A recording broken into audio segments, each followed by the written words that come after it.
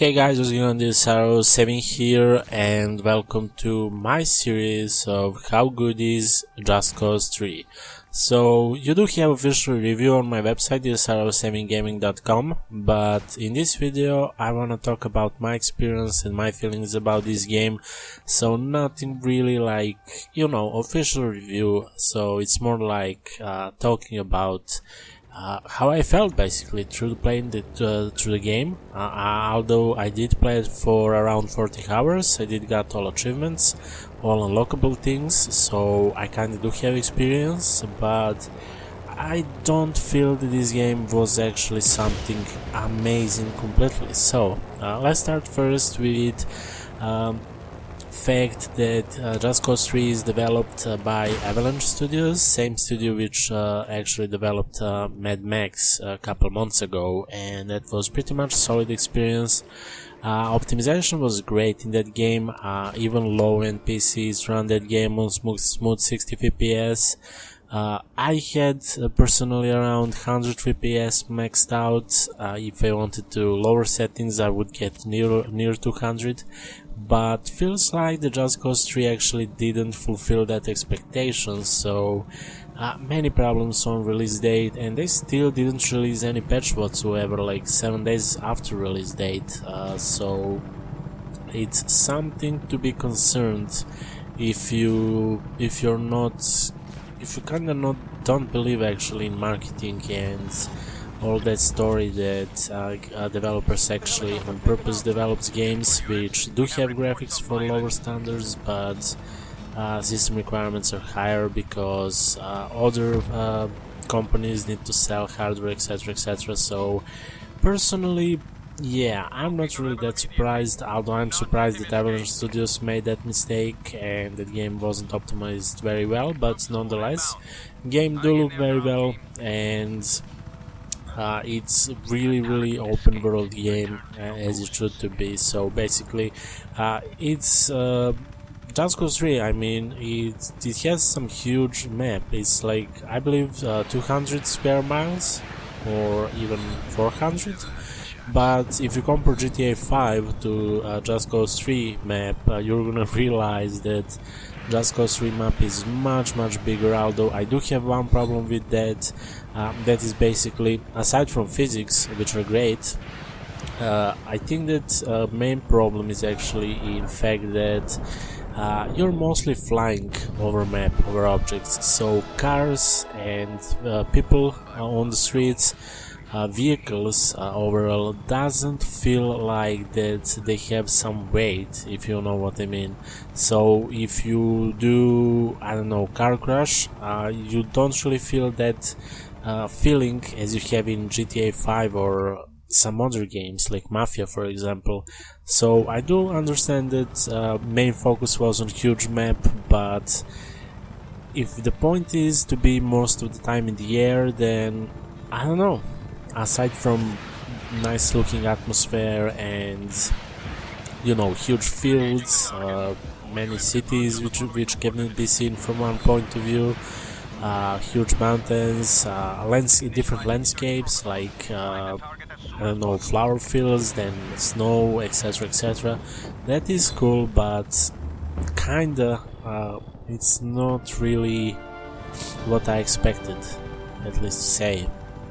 Aside from that, as I stated in the review, the whole game is basically action game, placed in kind of sandbox, free roam open world map, and purpose of this game is actually to have fun on your own, aside from main missions, which are pretty short. Whole story is pretty short, pretty simple, and when you come to the end of the story, you're gonna be slightly disappointed, I'm pretty sure in that. But yeah, whole focus in this game is actually liberating provinces, which contain some small villages or cities, including military bases, where whole point is actually, you do have some small objectives and goals in every of those to liberate it actually completely, but whole point is mostly destroying and killing.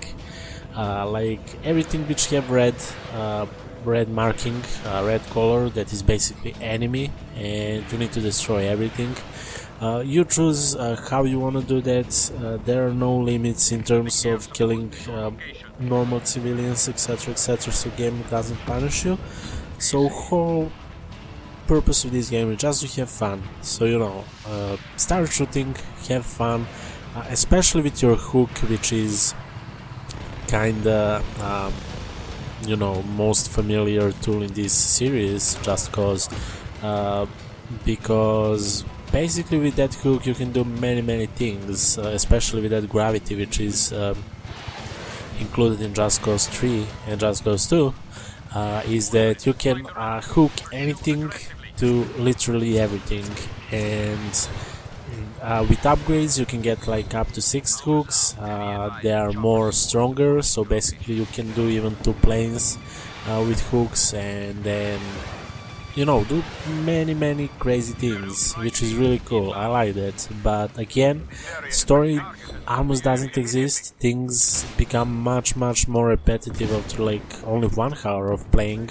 But let's say 3 hours, maybe 4 hours at most, you're gonna feel really repetitive factor in this game, which is not something to be proud of. But due to open world map and kinda ability to fly over and do some crazy stuff, it's kinda cool to play this game.